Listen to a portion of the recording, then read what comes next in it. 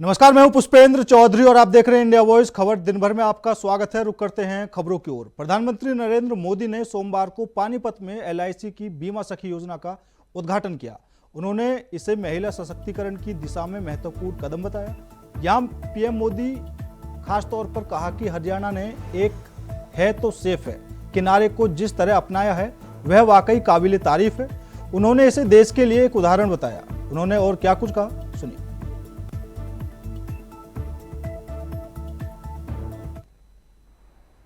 साथियों, चुनाव के दौरान आप सभी माताओं बहनों ने नारा दिया था, महारा हरियाणा, नॉन स्टॉप हरियाणा। उस नारे को हम सभी ने अपना संकल्प बना दिया है। उसी संकल्प के साथ मैं आज आप सबके दर्शन करने के लिए आया हूं और मैं देख रहा हूं जहां मेरी नजर पहुंच रही है, माताएं बहनें इतनी बड़ी तादाद में। साथियों, अब यहां देश की बहनों बेटियों को रोजगार देने वाली बीमा सखी योजना की शुरुआत की गई है। बेटियों को अभी यहां बीमा सखी के प्रमाण पत्र दिए गए हैं। मैं देश की सभी बहनों को बहुत बहुत बधाई देता हूं। साथियों, कुछ साल पहले मुझे यहां पानीपत से बेटी बचाओ बेटी पढ़ाओ अभियान शुरू करने का सौभाग्य मिला था। इसका सकारात्मक प्रभाव हरियाणा के साथ साथ पूरे देश में हुआ। अकेले हरियाणा में ही बीते दशक में हजारों बेटियों का जीवन बचा है। अब 10 साल बाद इसी पानीपत की धरती से बहनों बेटियों के लिए बीमा सखी योजना का शुभारंभ हुआ है। यानी हमारा पानीपत एक प्रकार से नारी शक्ति की प्रतीक भूमि बन गया है। जनधन योजना से 30 करोड़ से ज्यादा बहनों बेटियों के बैंक खाते खुले। क्या आपने कभी सोचा है अगर ये जनधन बैंक खाते ना होते तो क्या होता?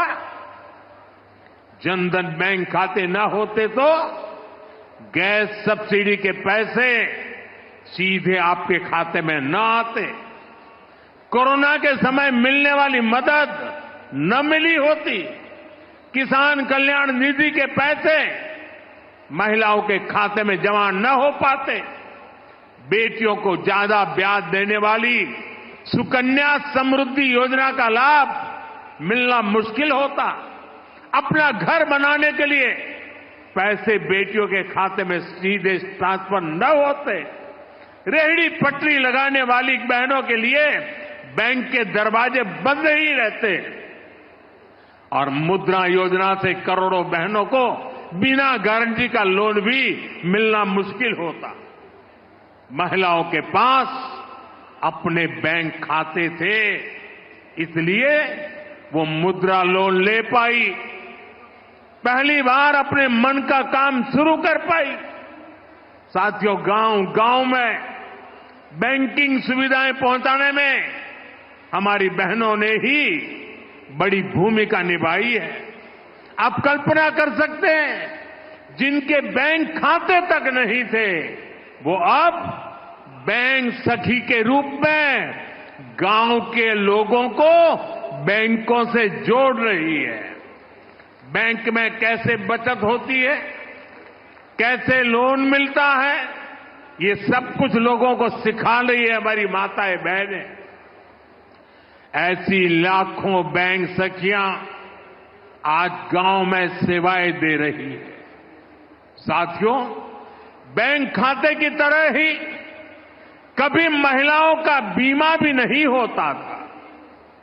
आज लाखों बेटियां उनको बीमा एजेंट बीमा सखी बनाने का अभियान शुरू हो रहा है। यानी जिस सेवा का लाभ पाने से कभी वो वंचित रही, आज उसी सेवा से दूसरे लोगों को जोड़ने का जिम्मा उन्हें दिया जा रहा है। गोरखपुर के महंत दिग्विजयनाथ पार्क में सोमवार को आयुष्मान वय वंदना योजना कार्ड वितरण कार्यक्रम का आयोजन किया गया। इस अवसर पर मुख्यमंत्री योगी आदित्यनाथ ने 25 लाभार्थियों को कार्ड दिए, जहां सीएम योगी ने कहा कि 70 वर्ष के बुजुर्गों को लाभ मिला है। सुनिए। कि अब तक वय वंदना योजना में 70 वर्ष से ऊपर के बुजुर्गों में से 8,300 से अधिक लोगों को इस योजना का लाभ प्राप्त होने जा रहा है। लेकिन मैं चाहूंगा कि इसके लिए केवल बुजुर्ग के स्मार्टफोन पर निर्भर होकर के नहीं, बल्कि अभियान चला करके जनप्रतिनिधिगण है उनसे भी मैं कहूंगा कैंप लगा करके, जैसे आज कैंप लगे हैं यहां पे, ऐसे ही कैंप लगा करके हर बुजुर्ग को इसका कार्ड उपलब्ध करवाया जाए। उन्हें बताया जाए कि हां ये कार्ड ऐसे आपका बनेगा, आपको कुछ नहीं करना, आदमी लगा करके उनके कार्ड बनवा करके हॉस्पिटल की सूची भी उन्हें उपलब्ध कराया जाए कि क्या क्या सुविधाएं हॉस्पिटल में किन किन बातों के लिए प्राप्त हो सकता है। और मुझे लगता है कि जो भी कार्य इस संबंध में स्वास्थ्य विभाग के लोग और जनप्रतिनिधि या समाज के जागरूक लोग करेंगे, मान करके चलिए मातृ ऋण, पितृ ऋण और ऋषि ऋण से उन्हें इस कार्य के माध्यम से एक मुक्ति मिलेगी और उन्हें इसके माध्यम से उसका पुण्य भी प्राप्त होगा।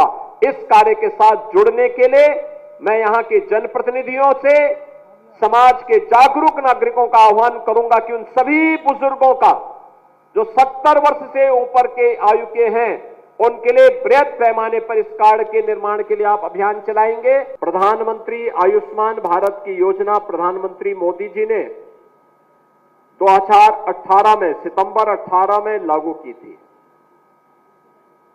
2018 में जो योजना लागू हुई, यह दुनिया की सबसे बड़ी स्वास्थ्य बीमा की योजना है, जिसमें लाभार्थी को कुछ भी नहीं देना होता है। बस उसका कार्य है वे हर बार जाकर के अपना कार्ड रिन्यूअल करवा ले हर वर्ष। तो हर वर्ष उसे या उसके परिवार के लोग 5 लाख रुपए का स्वास्थ्य की फ्री की सुविधा किसी भी पैनल्ड हॉस्पिटल में, जनपद में, प्रदेश में या देश में प्राप्त कर सकते हैं। और यह सुविधा आज देश के अंदर प्राप्त हो रही है। तो गोरखपुर में भी 280 चिकित्सालय इस योजना से आच्छादित हैं, जिनमें 191 हॉस्पिटल सरकारी हैं और शेष निजी क्षेत्र के हॉस्पिटल हैं, जिनमें ये सुविधा कोई भी लाभार्थी उठा सकता है। उस दृष्टि से बुजुर्गों के लिए यह योजना लाभकारी हो, इसके लिए आज व्यापक जन जागरण कार्यक्रम के उद्देश्य से हम लोग गोरखपुर में आए हैं। मैं भी देख रहा था यहां पे जो लगभग 20 के आसपास बुजुर्ग लोग मंच पर आए थे। मैं उनकी स्थिति देख रहा था, हाथ कांप रहे थे, कोई अस्वस्थ था, कोई चलने में असमर्थ था, किसी को दिखाई नहीं दे रहा था।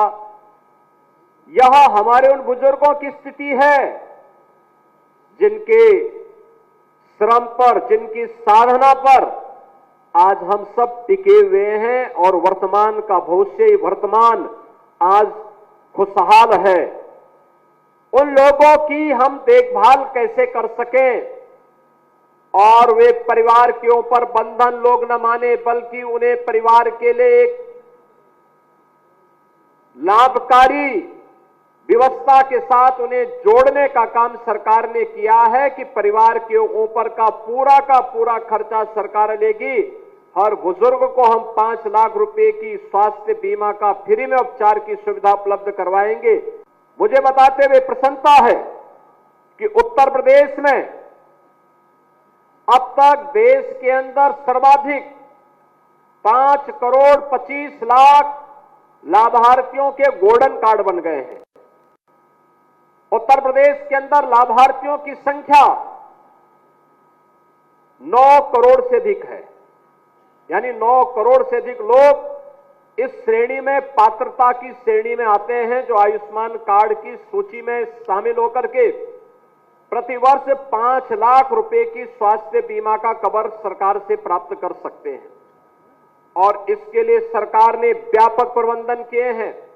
किसी भी हॉस्पिटल में आप जाते होंगे, आयुष्मान कार्ड के लिए अलग से कर्मचारी है, अलग से काउंटर है, अलग से दवा की दुकान भी है, अलग से सभी प्रकार की सुविधा प्राप्त होती है, जिससे किसी भी व्यक्ति को कोई असुविधा न हो।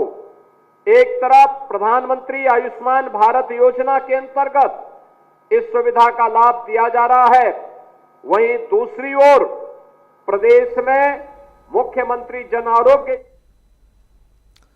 इंडिया गठबंधन के दो दलों के बीच रार थमने का नाम नहीं ले रही है। जो दोस्त लोकसभा में साथ साथ थे, अब उनको एक दूसरे का ना तो साथ पसंद आ रहा है और ना ही एक दूसरे की बात कुछ खास लग रही है। हालांकि दोनों ही दलों के तमाम नेता सब कुछ ठीक होने का दावा कर रहे हैं। देखिए खास रिपोर्ट।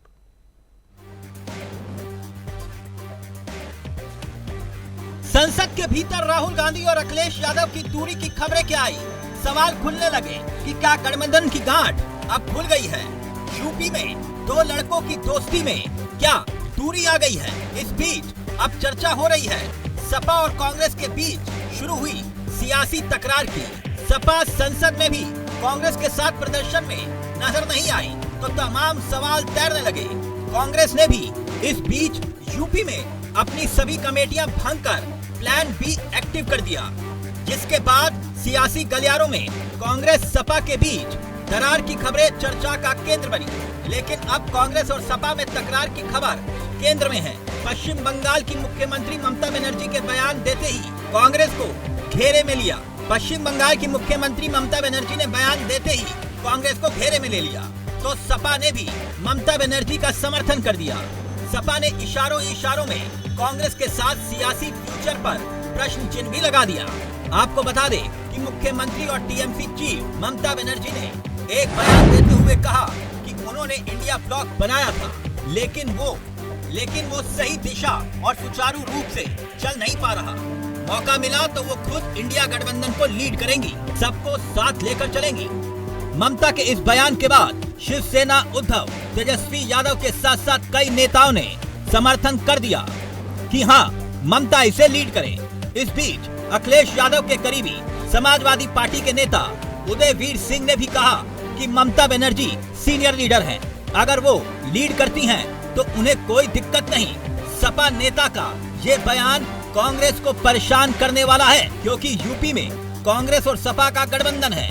दोनों साथ मिलकर 2027 जीतने की हुंकार भर रहे हैं, लेकिन इंडिया गठबंधन की अगुवाई को लेकर सपा की कांग्रेस के 100% समर्थन में नजर नहीं आ रही, जिससे भविष्य में दोनों के रास्ते अलग अलग होने के पूरे चांस दिखाई दे रहे हैं। आपको बता दें कि संसद में भी इस बार राहुल गांधी और अखिलेश यादव की जोड़ी साथ नजर नहीं आई और न ही कांग्रेस के प्रदर्शन में सपा शामिल हुई। मौजूदा राजनीति की जब बात करते हैं तो साफ तौर पर दिखाई देता है कि कांग्रेस और समाजवादी पार्टी में नूरा कुश्ती सी चल रही है। शायद यही वजह है कि अब रामगोपाल यादव भी अपनी आवाज बुलंद कर गठबंधन में दरार का संकेत दे रहे हैं। दरअसल पिछले दिनों संसद में भी राहुल गांधी अडानी के मुद्दे पर लगातार मुखर हो रहे थे, जबकि इंडिया ब्लॉक की मजबूत सहयोगी समाजवादी पार्टी संबल हिंसा को लेकर लगातार मुखर थी। हालांकि इसके बाद राहुल गांधी और प्रियंका गांधी संबल यात्रा के लिए निकले, लेकिन जाने की अनुमति नहीं मिली। इस पर भी रामगोपाल यादव ने कह दिया था कि अब जाने की क्या जरूरत, समाजवादी पार्टी तो पहले ही मुलाकात कर चुकी है। इसके बाद संसद में सिटिंग प्लान को लेकर भी सपा नाराज है। वहीं शिवसेना उद्धव ठाकरे गुट ने सपा को महाराष्ट्र में बीजेपी की बी टीम बताकर आग में घी डालने का काम कर दिया। हैरानी की बात यह है कि जिस इंडिया गठबंधन का मकसद बीजेपी को घेरना था, अब इंडिया गठबंधन के सहयोगी ही एक दूसरे पर कीचड़ उछाल रहे हैं। ऐसे में सवाल ये कि क्या इंडिया अलायंस से कांग्रेस अलग हो जाएगी या फिर राहुल अब सबको साथ लेकर चलेंगे। Bureau report, India voice, Lucknow.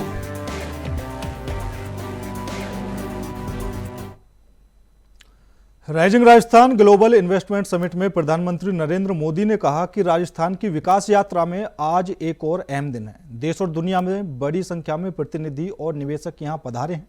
यहां उद्योग जगत के भी अनेक साथी मौजूद हैं। साथियों, आज दुनिया का हर एक्सपर्ट, हर इन्वेस्टर भारत को लेकर बहुत ही उत्साहित है। रिफॉर्म, परफॉर्म, ट्रांसफॉर्म के मंत्र पर चलते हुए भारत ने जो विकास किया है वो हर क्षेत्र में नजर आता है। आजादी के बाद के 7 दशक में भारत दुनिया की 11वीं सबसे बड़ी इकोनॉमी बन पाया था। उसके सामने पिछले 10 वर्ष में भारत 10th लार्जेस्ट इकोनॉमी से 5th लार्जेस्ट इकोनॉमी बना है। बीते 10 वर्षों में भारत ने अपनी इकोनॉमी की साइज करीब करीब डबल किया है। बीते 10 वर्षों में भारत का एक्सपोर्ट भी करीब करीब डबल हो गया है। 2014 से पहले के दशक की तुलना में बीते दशक में एफडीआई भी 2 गुना से अधिक हुआ है। राजस्थान की विकास यात्रा में आज एक और अहम दिन है। देश और दुनिया से बड़ी संख्या में डेलीगेट्स, इन्वेस्टर्स यहां पिंक सिटी में पधारे हैं। यहां उद्योग जगत के भी अनेक साथी मौजूद हैं। राइजिंग राजस्थान समिट में आप सभी का अभिनंदन है।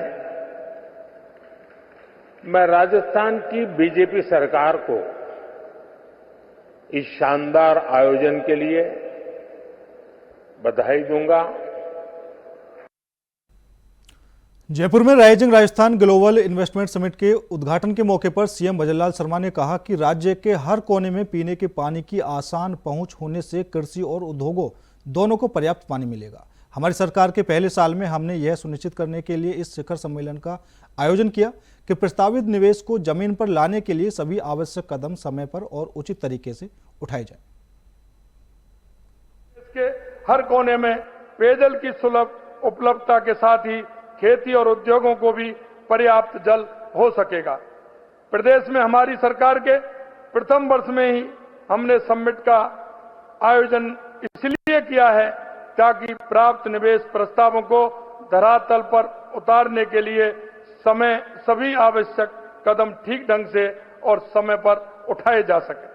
माननीय प्रधानमंत्री जी की प्रेरणा और उनका मार्गदर्शन से ही राज्य में पहली बार ग्लोबल इन्वेस्टमेंट समिट का आयोजन हो रहा है, जिसमें 32 देशों द्वारा भाग लिया जा रहा है।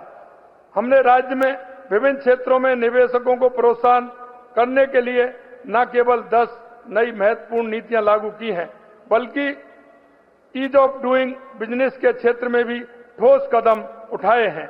देश का सबसे बड़ा प्रदेश है ही, इसके साथ ही सीएम हेमंत के आगे कोई नहीं टिक पाया और सत्ता की कुर्सी पर सीएम फिर से काबिज हो गए। सत्र का आगाज भी हो गया है। ये तस्वीर ऐतिहासिक तस्वीर है, खासतौर पर झारखंड की जनता के लिए, जिन्होंने 21 नए विधायकों को चुनकर सदन में भेजा है।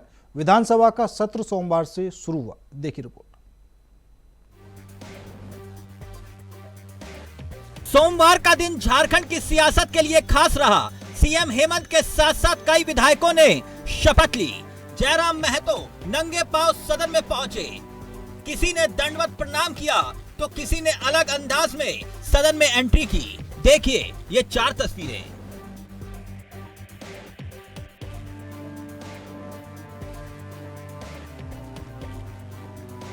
जी, हेमंत सोरेन के साथ साथ कई सदस्यों ने विधायक के रूप में शपथ ली। झारखंड की नई नवेली सरकार के गठन के बाद छठी विधानसभा के पहले सत्र का आगाज सोमवार को हो गया। Protem speaker professor Stephen Marandi ने कार्यवाही शुरू होने के साथ नई विधानसभा के गठन को लेकर राज्यपाल का संदेश पढ़ा और फिर नए सभी सदस्य विधायकों ने शपथ ग्रहण का सिलसिला शुरू किया।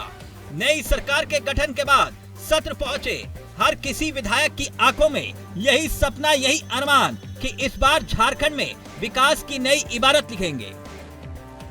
ऑफिशियली तो सब आपको पता चल ही चुका है। माननीय सभी विधायकों ने और मंत्रियों ने शपथ ग्रहण कर लिया है।